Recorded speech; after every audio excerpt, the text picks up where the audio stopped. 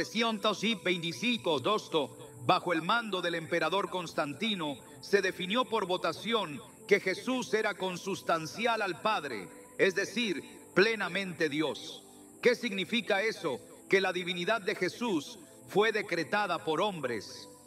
No se proclamó desde una revelación del Espíritu, sino desde un acuerdo entre obispos, muchos de los cuales debatían intensamente esta afirmación. Hasta ese momento, la idea de que Jesús era el Hijo literal de Dios no era una doctrina universal, sino una interpretación entre muchas. Es necesario entender que antes de Nicea, los cristianos tenían distintas formas de ver a Jesús. Algunos lo consideraban un maestro iluminado, otros un profeta, otros el Mesías prometido, y algunos incluso veían en él una figura humana escogida, pero no divina. El Evangelio de los Ebionitas, hoy considerado apócrifo, describía a Jesús como un hombre justo, lleno del Espíritu de Dios, pero negaba su nacimiento virginal y su divinidad. Este evangelio fue rechazado y luego destruido porque no encajaba con la imagen que el nuevo cristianismo imperial deseaba construir. No era conveniente permitir visiones diversas. Había que unificar, centralizar y definir una figura incuestionable, una autoridad espiritual que justificara también la autoridad terrenal de la Iglesia. La figura de Jesús como el Hijo de Dios no fue impuesta solamente en los concilios, sino también en la manera en que se seleccionaron los textos del Nuevo Testamento. De los más de 80 evangelios que circularon en los primeros siglos, solo 4 fueron aceptados como canónicos. ¿Por qué Mateo, Marcos, Lucas y Juan? ¿Por qué se eliminaron textos como el Evangelio de Tomás, que contenía enseñanzas místicas, simbólicas, donde Jesús no hablaba como un Dios, sino como un guía hacia el conocimiento interior? La selección no se basó únicamente en fidelidad histórica, sino en conveniencia teológica.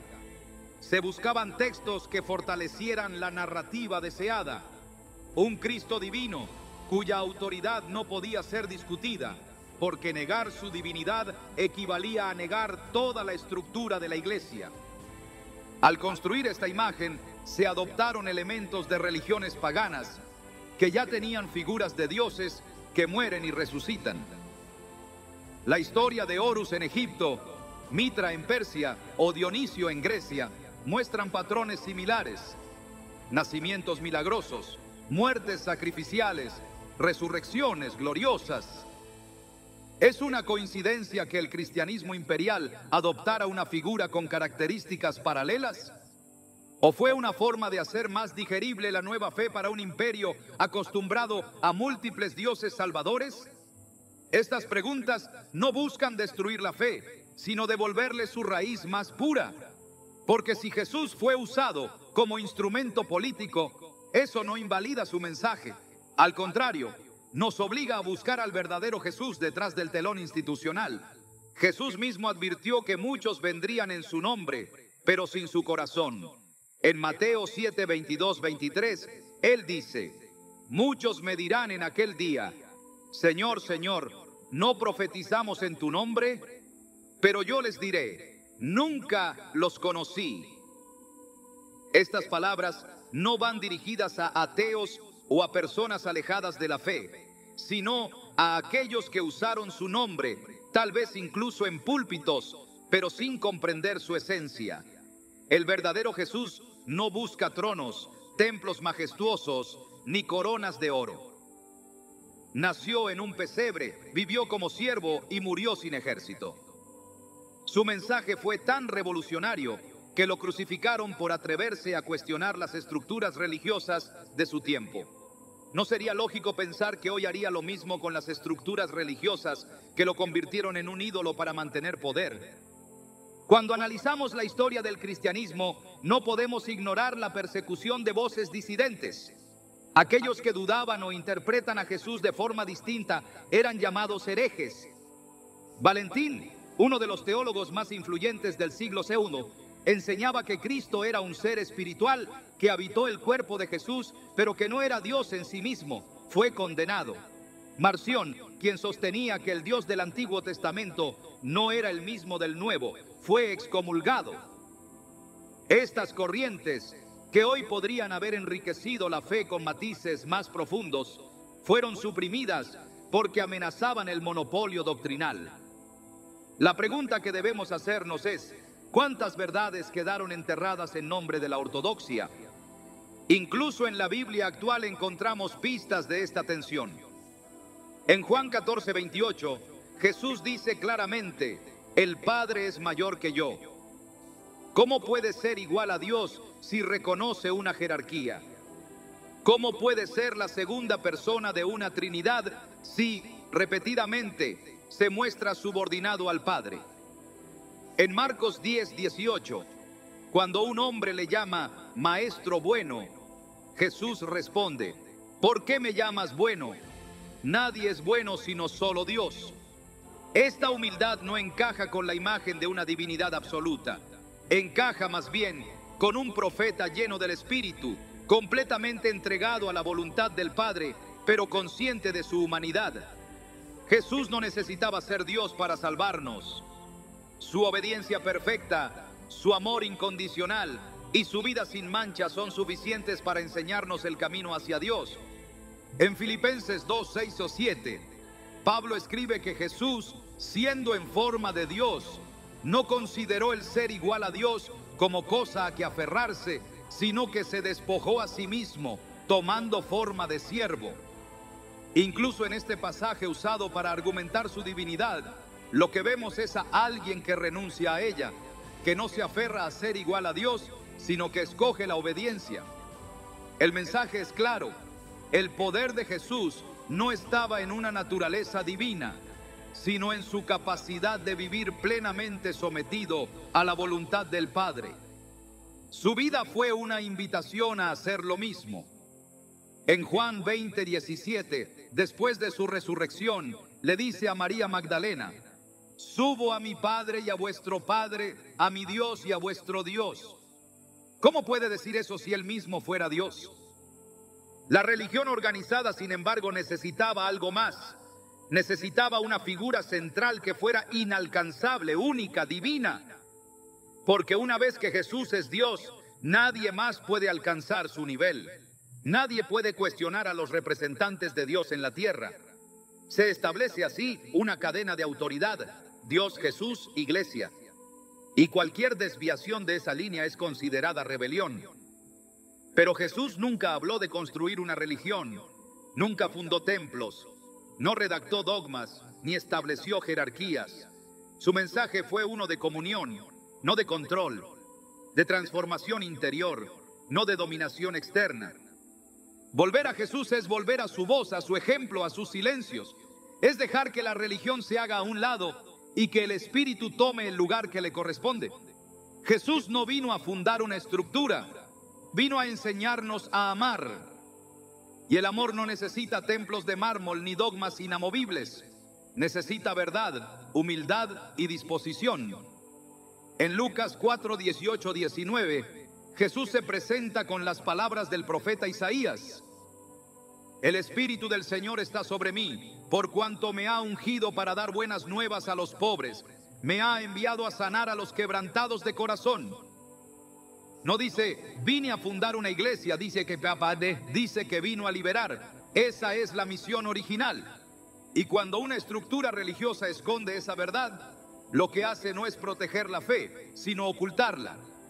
Hoy, más que nunca, es tiempo de redescubrir al Jesús de Nazaret, que habló con los marginados, que se sentó con pecadores, que confrontó a los fariseos y que llamó a cada uno a tomar su cruz y seguirlo.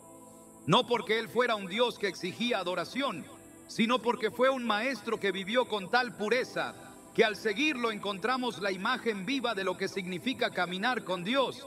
En 1 Juan 2:6 se nos dice: el que dice que permanece en él debe andar como él anduvo. No se nos dice que creamos en su divinidad, sino que imitemos su caminar.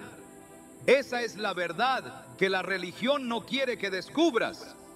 Porque si ves a Jesús como alguien humano, real, lleno del Espíritu, entonces tú también puedes aspirar a vivir como Él, Ya no necesitas intermediarios, ya no dependes de jerarquías, solo necesitas un corazón dispuesto y una voluntad entregada. Y eso, precisamente eso, es lo más peligroso para quienes desean mantener estructuras rígidas en lugar de almas libres.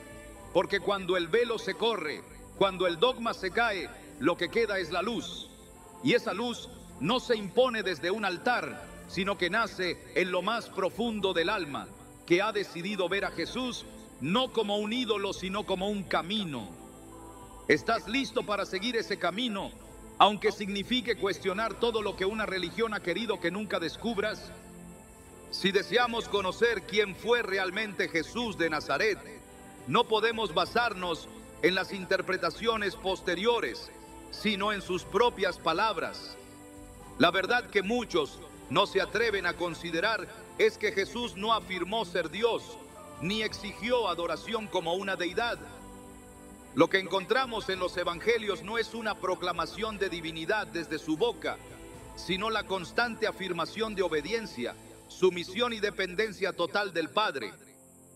En Juan 5:30, Jesús declara con claridad absoluta: no puedo yo hacer nada por mí mismo.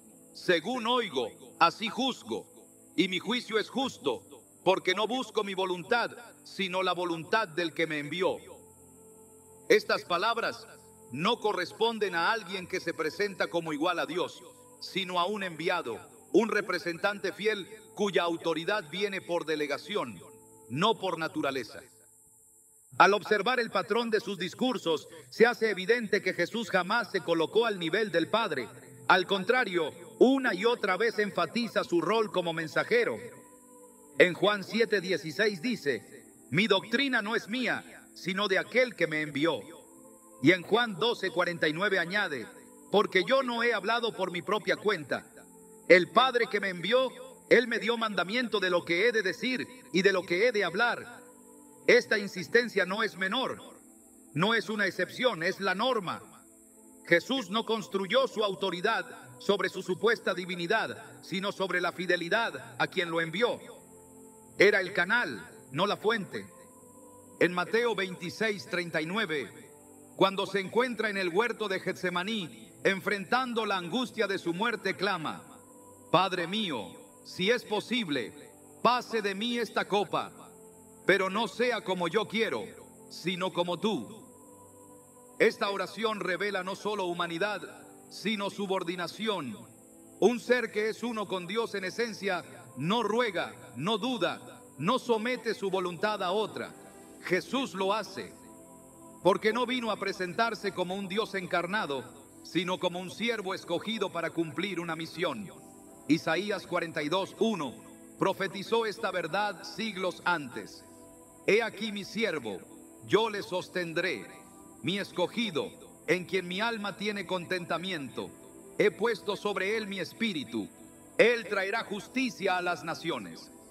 El propio Jesús se identifica con este siervo, no con el Todopoderoso, sino con el ungido, lleno del Espíritu, enviado a cumplir el propósito divino. En Juan 20:17, después de su resurrección, sus palabras son irrefutables: subo a mi Padre y a vuestro Padre, a mi Dios y a vuestro Dios. Aquí no hay ambigüedad. Jesús reconoce que tiene un Dios, el mismo Dios que tienen sus discípulos. Esto contradice directamente la doctrina de que Él es la segunda persona de una Trinidad eterna.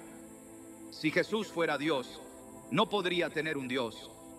Esta declaración no es simbólica, es literal, y fue dicha en un momento de absoluta trascendencia después de su resurrección. El error de muchos ha sido interpretar las Escrituras con ojos formados por dogmas posteriores. En lugar de leer las palabras de Jesús con honestidad textual, se leen filtradas por decretos conciliares que definieron doctrinas bajo presión política. Pero si volvemos al texto con pureza de intención, descubrimos un Jesús completamente coherente en su misión, en su lenguaje y en su identidad. En Lucas 4:43 dice: es necesario que también a otras ciudades anuncie el evangelio del reino de Dios, porque para esto he sido enviado. Su mensaje no gira en torno a su persona, sino al reino. Su objetivo no era ser adorado, sino guiar a otros hacia la obediencia al Padre. Cuando Jesús enseñó a orar, no instruyó a sus discípulos a dirigirse a Él, sino al Padre. En Mateo 6:9 dice: vosotros oraréis así: Padre nuestro que estás en los cielos. Si Jesús fuera Dios, ¿por qué no redirigió esa oración hacia sí mismo? Porque comprendía su rol con exactitud. Él vino a mostrar el rostro del Padre, a revelar su voluntad, a modelar una vida de obediencia y humildad. Jamás se posicionó como objeto de oración, sino como el intercesor entre Dios y los hombres. 1 Timoteo 2:5 lo confirma. Porque hay un solo Dios y un solo mediador entre Dios y los hombres, Jesucristo hombre. No dice Jesucristo Dios, sino Jesucristo hombre. La fidelidad de Jesús al Padre fue absoluta. En Juan 6:38 lo expresa sin rodeos: porque he descendido del cielo, no para hacer mi voluntad, sino la voluntad del que me envió. Esta no es la voz de una persona que actúa con autoridad autónoma, sino la de un emisario. Incluso su poder para hacer milagros, sanar enfermos o expulsar demonios no era propio, sino que venía del Espíritu que reposaba sobre él. En Mateo 12:28 declara: pero si yo por el Espíritu de Dios echo fuera los demonios, ciertamente ha llegado a vosotros el reino de Dios. No dice que actúa por su propia divinidad, sino por el poder del Espíritu, lo que demuestra que no operaba por derecho divino personal, sino por investidura divina concedida. Es fundamental entender que Jesús hablaba desde una conciencia profética, no desde una identidad divina encarnada. En Juan 8:40 dice a los fariseos: pero ahora procuráis matarme a mí, hombre que os he hablado la verdad, la cual he oído de Dios. Se llama a sí mismo hombre. No intenta suavizar esa palabra ni agregarle una explicación mística. No se describe como una fusión divina ni como una manifestación encarnada. Simplemente hombre. Esta afirmación, dicha por él mismo, debería ser suficiente para redefinir toda la cristología construida sobre interpretaciones tardías. En la transfiguración, momento glorioso donde se aparece junto a Moisés y Elías, la voz del cielo no dice: este es Dios mismo, sino: este es mi Hijo amado, a él oíd. Mateo 17:5. El lenguaje hijo en el contexto bíblico nunca implica divinidad literal, sino elección, proximidad, obediencia. Adán fue llamado hijo de Dios, Lucas 3:38. Israel fue llamado hijo primogénito de Dios, Éxodo 4:22. Ser hijo de Dios, en la mentalidad hebrea, no significa ser Dios, sino estar íntimamente unido a su voluntad. Jesús, como el más obediente de todos, es el Hijo amado, no por esencia, sino por obediencia perfecta. Uno de los pasajes que más se utiliza para afirmar la divinidad de Jesús es Juan 10:30, donde dice: yo y el Padre uno somos. Pero en el mismo evangelio, en Juan 17:21-22, Jesús ora para que sus discípulos también sean uno con él y con el Padre, para que todos sean uno como tú, oh Padre, en mí y yo en ti, para que sean uno, así como nosotros somos uno. Si ser uno implica ser idéntico en esencia, entonces tendríamos que concluir que los discípulos también comparten la divinidad, lo cual es absurdo. Pero si entendemos la unidad como unidad de propósito, de misión, de espíritu, entonces el pasaje se vuelve claro y congruente. Jesús es uno con el Padre porque está perfectamente alineado con su voluntad. Esa es la unidad que nos invita a tener. En ningún momento Jesús exigió adoración. En ningún pasaje se le ve reclamando un trono, demandando sacrificios o colocándose en el lugar del Altísimo.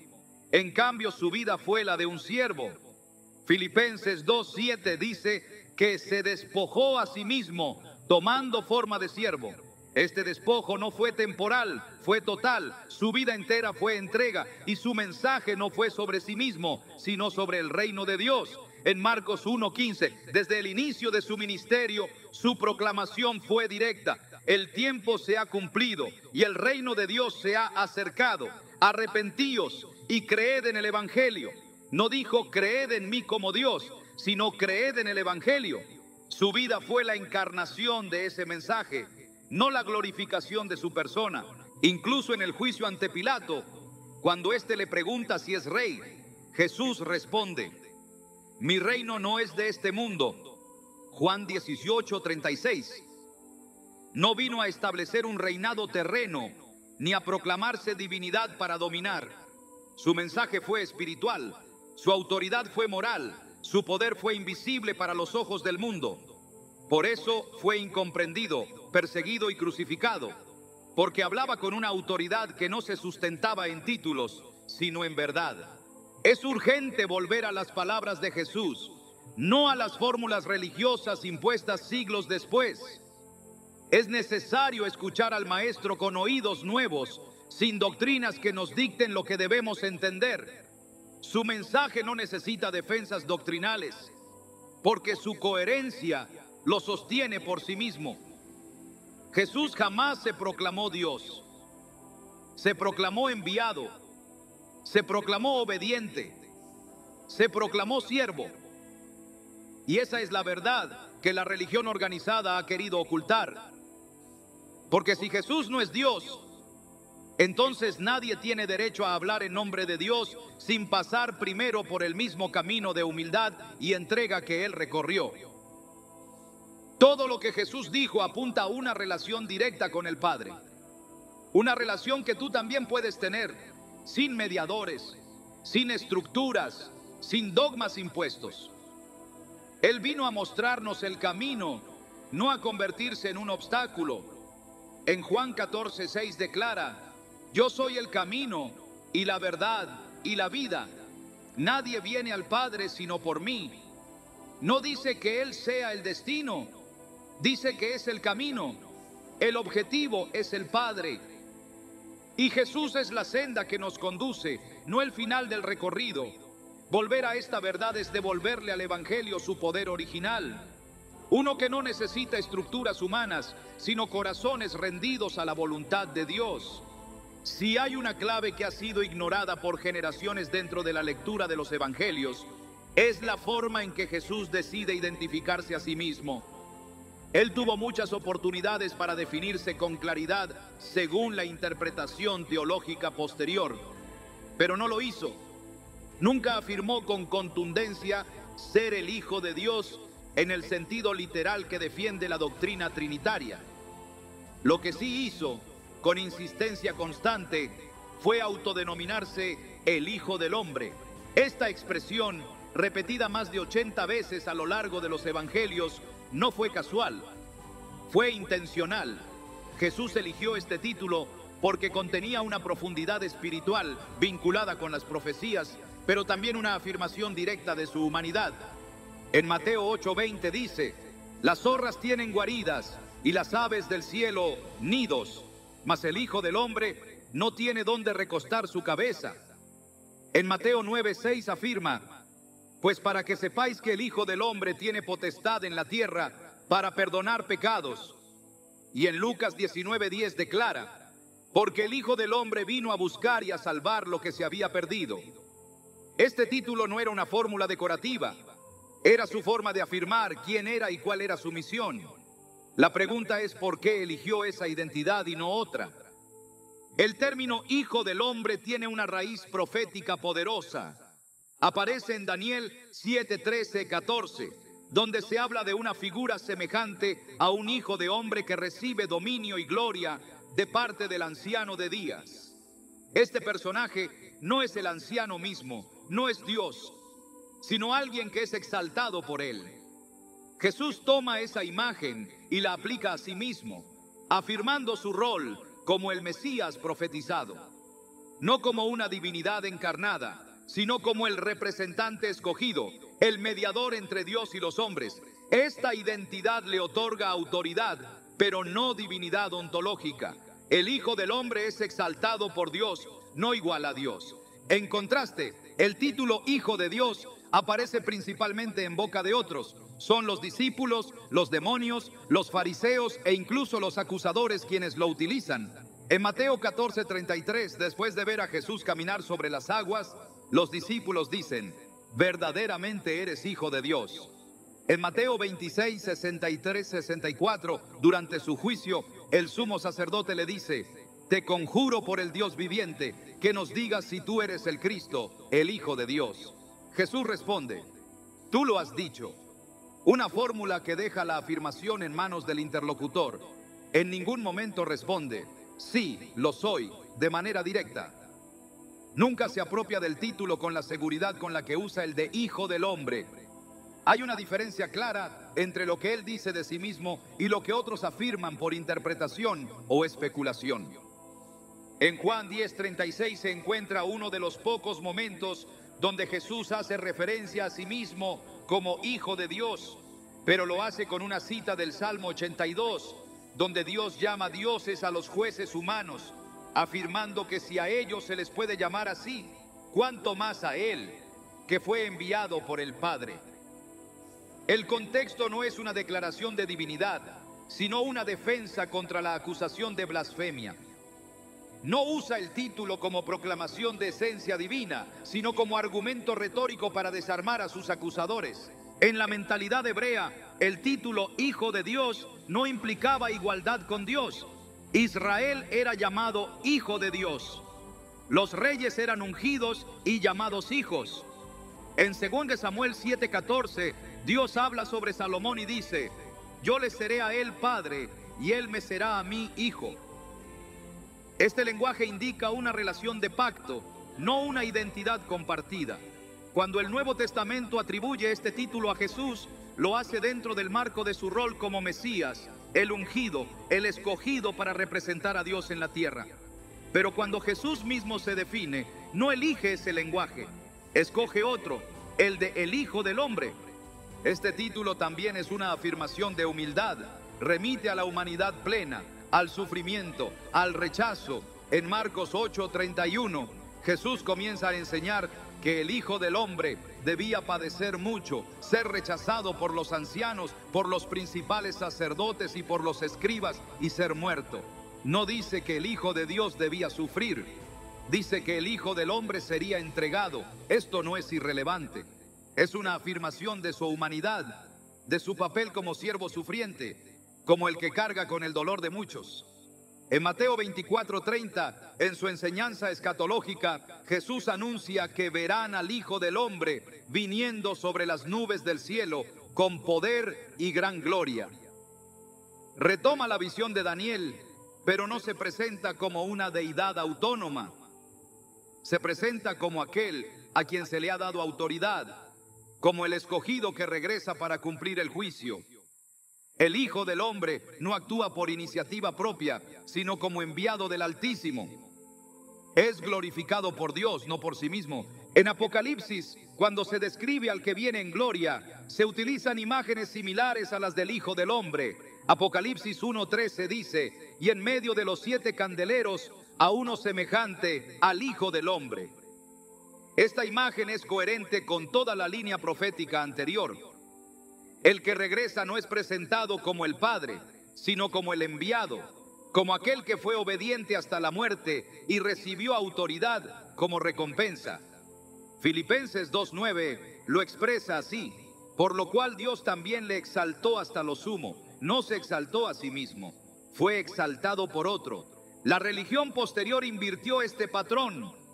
Tomó el título Hijo de Dios como eje central de la fe, cuando en los evangelios el título Hijo del Hombre es el que domina el discurso de Jesús. Esta inversión no es inocente. Al centrar la fe en la divinidad de Jesús, se justifica la necesidad de una mediación estructurada, de una autoridad humana que interprete y administre esa divinidad. Pero si Jesús es el Hijo del Hombre, entonces es también el modelo a seguir. Es el ejemplo alcanzable, la encarnación de la obediencia perfecta, la prueba de que una vida plenamente guiada por el Espíritu puede cumplir la voluntad de Dios. En Hebreos 5:8 se afirma que aunque era hijo, por lo que padeció, aprendió la obediencia. Este versículo es crucial. Muestra que su perfección no fue automática ni impuesta, sino desarrollada. Aprendió la obediencia. No se le atribuye una omnisciencia desde la cuna. Su camino fue real, humano, lleno de lucha y formación. Esta humanidad no disminuye su autoridad, la realza, porque venció como uno de nosotros, no como un ser inalcanzable. En 1 Corintios 15, 27, 28, Pablo explica que Dios puso todas las cosas bajo los pies de Cristo, pero luego añade: y cuando todas las cosas le estén sujetas, entonces también el mismo Hijo se sujetará al que le sujetó todas las cosas, para que Dios sea todo en todos. El final del plan de redención no es una glorificación de Cristo como deidad autónoma, sino una restauración del orden, donde el Hijo se somete nuevamente al Padre. La autoridad de Jesús no niega la supremacía de Dios, la confirma. Este es el Jesús que enseñó, sanó, amó y murió. El Hijo del Hombre, plenamente humano, lleno del Espíritu, completamente rendido a la voluntad de Dios. Esta identidad es suficiente para inspirar fe, para transformar vidas, para conducir al arrepentimiento.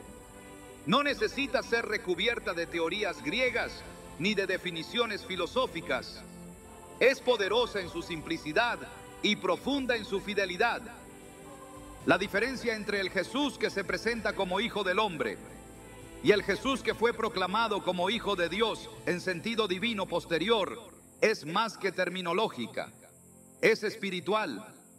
Una teología que pone a Jesús como un Dios encarnado tiende a distanciarlo del creyente común. Pero un Jesús que se hace siervo, que aprende, que obedece, que se somete, es un Jesús que invita a ser imitado. La religión prefirió lo primero, pero el Evangelio predica lo segundo. Negar la divinidad ontológica de Jesús no es negar su misión, ni su grandeza, ni su papel central en el plan de Dios. Es volver al testimonio puro de los Evangelios, donde el Maestro nunca desvió la atención hacia su persona, sino hacia el Padre. Juan 14:10 lo resume así: las palabras que yo os hablo, no las hablo por mi propia cuenta. El Padre que mora en mí, Él hace las obras.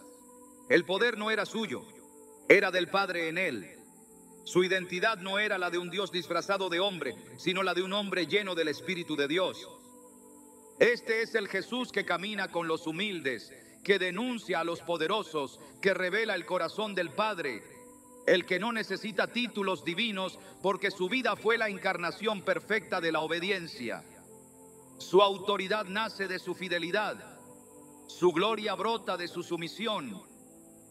El que tiene oídos para oír, que oiga. Cuando las Escrituras se examinan con reverencia y mente despierta, lo que emerge no es una fórmula teológica uniforme, sino una riqueza de voces, testimonios y perspectivas que, lejos de confirmar una verdad única sobre la identidad divina de Jesús, muestran matices, tensiones y afirmaciones que no siempre encajan en la imagen que la religión institucional construyó después. Si Jesús fuera realmente Dios en un sentido absoluto, eterno y literal, como afirma la doctrina trinitaria, entonces el Nuevo Testamento debería reflejar esa verdad de manera clara, sólida y consistente. Pero al adentrarse en los textos, esa claridad no se encuentra. Lo que aparece es una serie de contradicciones teológicas que invitan a una revisión honesta, no para debilitar la fe, sino para liberarla de los añadidos que el poder humano impuso. En el Evangelio de Juan, por ejemplo, Jesús es presentado con un lenguaje profundamente elevado, cercano al misticismo. En el principio era el Verbo, y el Verbo era con Dios, y el Verbo era Dios. Juan 1:1. Esta introducción ha sido tomada durante siglos como prueba irrefutable de la divinidad de Jesús. Sin embargo, el mismo Evangelio que comienza con esa afirmación contiene múltiples declaraciones del propio Jesús que desmienten o relativizan esa interpretación. En Juan 14:28 él dice: el Padre es mayor que yo. ¿Cómo puede ser Dios alguien que declara que hay otro mayor que Él? Si el Verbo hecho carne fuera Dios en esencia, entonces no podría haber ninguna diferencia jerárquica, pero la hay. Y no solo en este versículo, a lo largo de todo el Evangelio, Jesús repite que fue enviado, que no habla por sí mismo, que depende del Padre, que obedece. En los Evangelios sinópticos, Mateo, Marcos y Lucas, el tono es distinto. Aquí Jesús aparece mucho más humano, más cercano, más profético. No hay discursos sobre su preexistencia, ni afirmaciones de que Él es el Verbo divino. En cambio se le muestra orando, sufriendo, siendo tentado, necesitando consuelo, sintiendo angustia, dependiendo del poder del Espíritu para sanar y enseñar. Si comparamos los retratos de Jesús entre los evangelios, notamos una evolución en la manera en que sus seguidores lo entendieron o en la manera que las comunidades transmitieron su mensaje. No todos vieron en Jesús a un ser divino. Algunos lo reconocieron como Mesías, otros como profeta y otros simplemente como un maestro de sabiduría sin igual. En el Evangelio de Marcos, considerado por muchos estudiosos como el más antiguo, Jesús jamás es llamado Dios. De hecho, en Marcos 10:18, cuando un hombre lo llama maestro bueno, Jesús responde: ¿por qué me llamas bueno? Ninguno hay bueno, sino solo uno, Dios. Esta declaración no es simbólica, es directa. Es una negación de que Él sea igual al Padre en perfección. Y si la negación proviene de sus propios labios, ¿por qué insistir en contradecirle? La contradicción no está en sus palabras, sino en la interpretación posterior que buscó elevar su figura más allá de lo que Él mismo permitió. Pablo en sus cartas ofrece otro nivel de complejidad. En algunas ocasiones habla de Cristo como alguien exaltado por Dios, como en Filipenses 2:9, por lo cual Dios también le exaltó hasta lo sumo y le dio un nombre que es sobre todo nombre. Aquí se muestra claramente que la gloria de Cristo es resultado de una obediencia, de una exaltación posterior, no de una esencia eterna.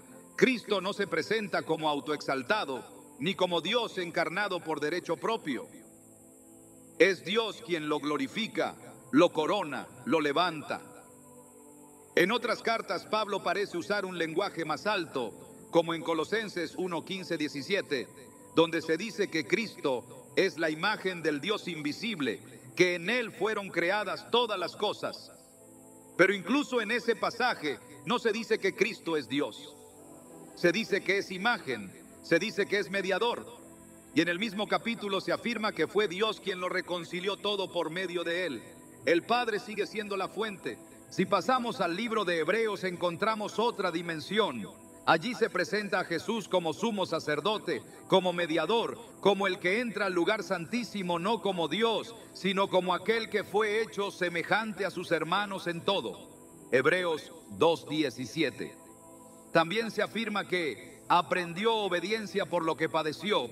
Hebreos 5:8. Lo cual resulta incompatible con una naturaleza divina absoluta. Un Dios eterno y omnisciente no aprende, no necesita perfeccionarse, pero Jesús sí, y esa es la base de su poder, no su omnipotencia, sino su fidelidad inquebrantable. El libro de los Hechos tampoco contribuye a la doctrina trinitaria. En el sermón de Pedro en Pentecostés declara: a este Jesús resucitó Dios, de lo cual todos nosotros somos testigos. Hechos 2:32. Más adelante añade: sepa pues ciertísimamente toda la casa de Israel, que a este Jesús a quien vosotros crucificasteis, Dios le ha hecho Señor y Cristo. Hechos 2:36. No dice que era Señor y Cristo por naturaleza. Dice que fue hecho. Esto implica un acto deliberado de parte de Dios, una elevación, un reconocimiento de su misión, no una afirmación de una identidad eterna. La carta de Santiago tampoco hace referencia a Jesús como Dios. Se refiere a Él como Señor, como ejemplo de paciencia y justicia, pero jamás como divinidad. Lo mismo ocurre en las cartas de Pedro, donde se exalta su sacrificio, su sangre preciosa, su regreso glorioso, pero se mantiene una separación clara entre Él y Dios. En 1 Pedro 1:3 dice: bendito el Dios y Padre de nuestro Señor Jesucristo. No hay fusión, no hay igualdad. Dios es el Padre de Jesús. Y Jesús es el Señor enviado por ese Dios. Incluso el Apocalipsis, que ha sido interpretado con múltiples lentes, confirma esta distinción. En Apocalipsis 1:1 leemos: la revelación de Jesucristo que Dios le dio para manifestar a sus siervos las cosas que deben suceder pronto. La revelación no le pertenece a Jesús por naturaleza, le fue dada.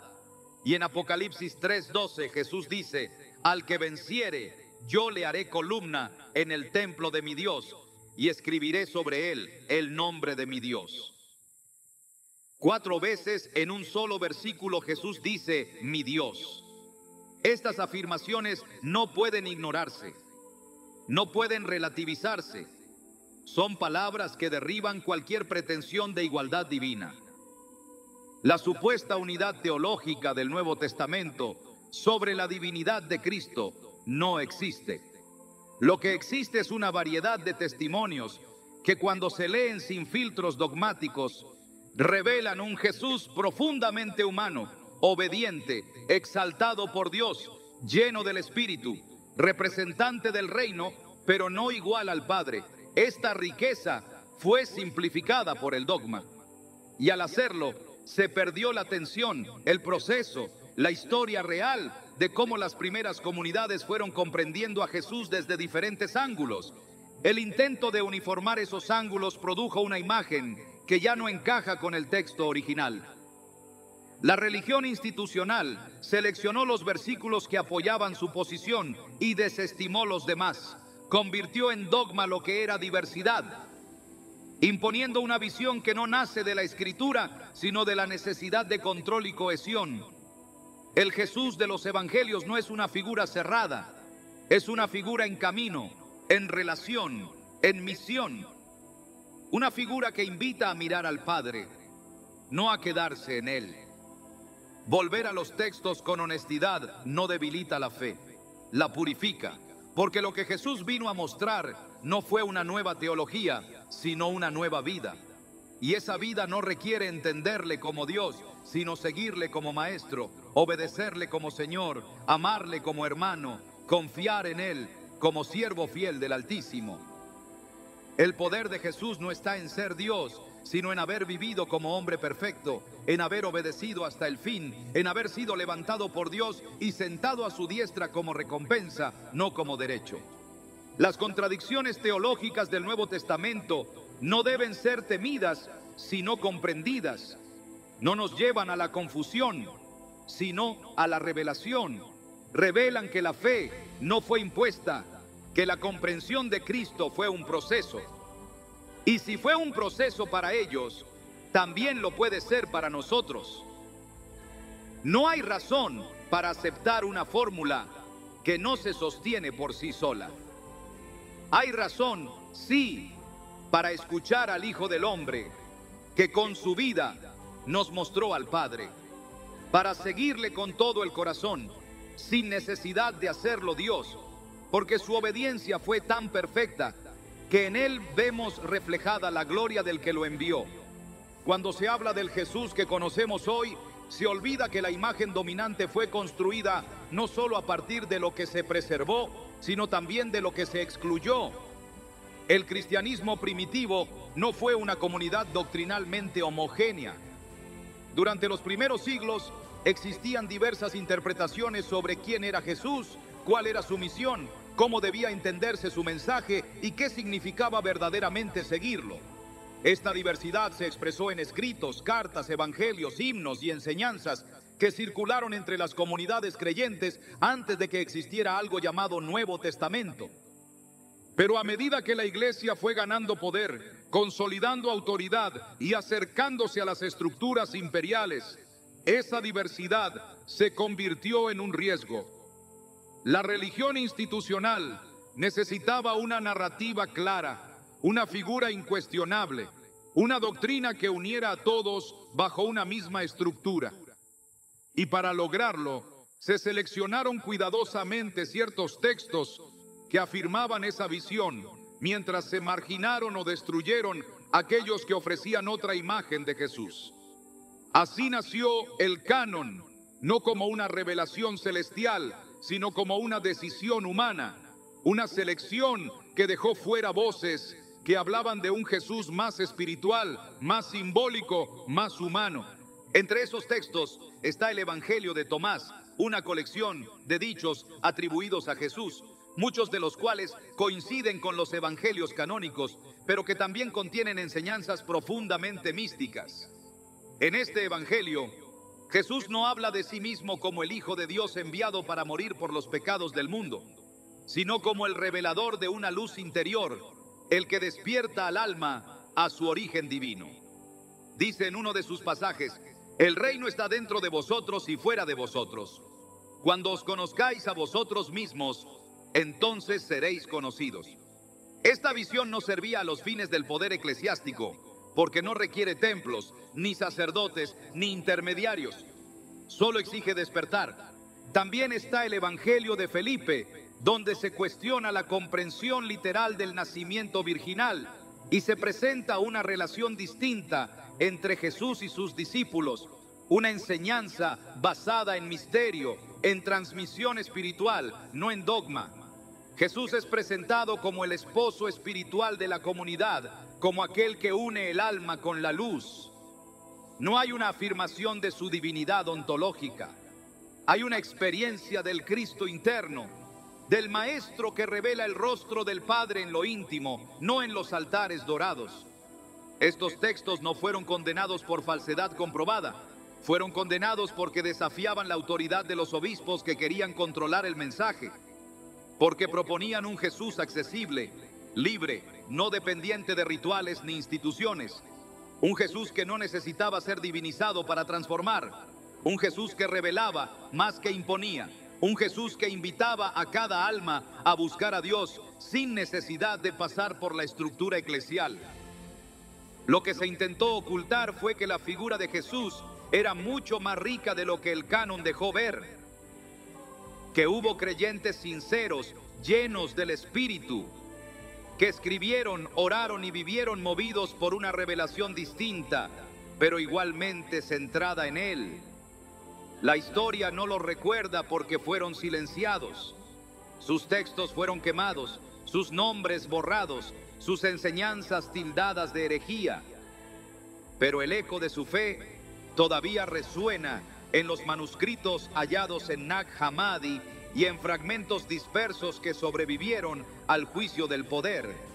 El Evangelio de los Ebionitas, por ejemplo, retrata a Jesús como un profeta ungido, fiel cumplidor de la ley de Moisés, sin nacimiento virginal, sin pretensión divina. En su visión, Jesús fue adoptado por Dios por su obediencia, no por ser Dios hecho carne. Esta idea era común entre los primeros seguidores judíos de Jesús, que veían en él al Mesías prometido, no a una deidad encarnada. Pero esa visión fue reemplazada por la imagen trinitaria de un Cristo eterno, porque resultaba más útil para unificar bajo una teología imperial. La historia también muestra que hubo cristianos gnósticos que entendían a Jesús como un emisario del mundo espiritual, no como Dios encarnado. Su mensaje no era sobre una muerte expiatoria, sino sobre la iluminación del alma. En sus evangelios, Jesús habla en parábolas profundas, en metáforas del alma y la luz. Este lenguaje, difícil de controlar y de sistematizar, fue declarado herejía, no porque negara a Jesús, sino porque lo colocaba fuera del alcance del control doctrinal. Y es aquí donde se revela la intención verdadera de la religión organizada. No se trataba de preservar la verdad de Jesús, sino de mantener el control sobre su interpretación. Porque un Jesús que vive en el interior, que guía por medio del Espíritu, que llama a cada uno a conocer a Dios desde dentro, no se puede institucionalizar. No se le puede administrar desde un púlpito. No se le puede encerrar en una doctrina fija. Y esa fue la amenaza. No era la negación de Jesús lo que se temía, era la libertad que ofrecía. Los evangelios que fueron excluidos hablaban del reino como una realidad presente, interior, accesible. Un reino que no necesita muros ni coronas. Un reino que nace cuando el alma reconoce su origen. Jesús decía: si los que os guían os dicen, mirad, el reino está en el cielo, entonces las aves del cielo os precederán. Si os dicen, está en el mar, entonces los peces os precederán. Pero el reino está dentro de vosotros y fuera de vosotros. Evangelio de Tomás. Estas palabras no podían formar parte de un evangelio oficial, porque desmontan todo sistema que coloca a Dios fuera, lejos, mediado por ritos. La religión prefirió un Jesús exaltado, distante, divino por nacimiento, porque ese Jesús requería interpretación, administración, mediación. Pero el Jesús de muchos de los textos marginados es uno que camina junto a los hombres, que enseña desde dentro, que transforma sin necesidad de ser Dios. Su poder está en la verdad que expresa, no en la autoridad que impone. Al revisar la historia del canon bíblico, se descubre que no fue el Espíritu Santo quien definió qué evangelios serían leídos en las iglesias, sino comités de hombres que debatieron, votaron, descartaron. El proceso fue largo, conflictivo y profundamente influido por intereses políticos. El Concilio de Nicea y los posteriores no fueron reuniones de místicos, sino de líderes eclesiásticos que buscaban consolidar una fe compatible con el imperio. Y en ese proceso se selló el destino de muchos textos que hablaban de un Jesús demasiado libre para ser aceptado. Aceptar que hubo otros evangelios no significa negar la fe, significa ampliar la comprensión, significa entender que la revelación de Dios no se encerró en una fórmula, sino que se expresó de muchas maneras, y que Jesús, lejos de ser un dogma, fue un misterio vivo que habló al corazón de muchos en lenguajes diversos, en formas múltiples, pero siempre con una sola intención: mostrar el rostro del Padre. Cuestionar la imagen de Jesús que impuso la religión institucional no destruye la fe, la purifica, la libera, la devuelve a su origen, porque la figura de Jesús no necesita la estructura de una divinidad trinitaria para ser poderosa. Lo que lo hace trascendente no es haber sido igual a Dios, sino haber vivido en total obediencia a Él. Su grandeza no se basa en su esencia, sino en su entrega, en su rendición absoluta al Padre, en su fidelidad sin interrupciones, en su capacidad de amar, de enseñar, de servir sin buscar gloria personal. Esa es la verdadera fuerza que transforma. Cuando se lee con honestidad el mensaje de Jesús, lo que se descubre no es a un Dios escondido en forma humana, sino a un hombre lleno del Espíritu, guiado por la voz de Dios, comprometido con un reino que no es de este mundo. Él dijo: no puedo yo hacer nada por mí mismo, porque no busco mi voluntad, sino la voluntad del que me envió. Juan 5:30.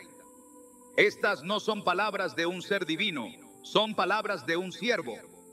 Y en esa sumisión hay más poder que en cualquier trono celestial, porque es desde allí, desde esa obediencia perfecta, que se revela la verdadera naturaleza del reino de Dios. Entender a Jesús como el Hijo del Hombre, como el profeta anunciado, como el siervo del Altísimo, no debilita la fe, la enraiza en la verdad.